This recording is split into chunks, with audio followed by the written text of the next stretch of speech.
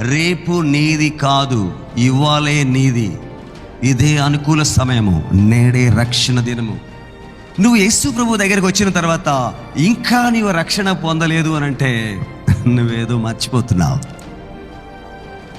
You are missing something, you are forgetting something. నీ ఆలోచన విధానం సరిగా లేదు.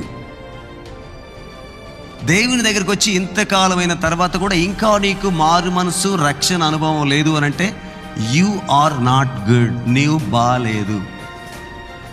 ఇవ్వలే నీ పేరు జీవ గ్రంథంలో రాయబడాలి.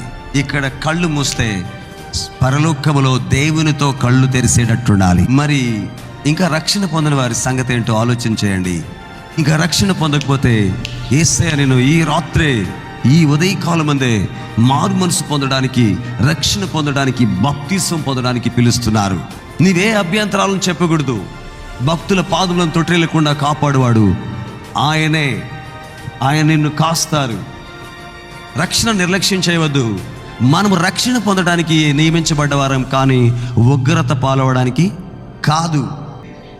నేను రక్షణ పొందడానికి పిలువబడ్డాను. నీవు రక్షణను ప్రకటించడానికి పిలువబడ్డావు.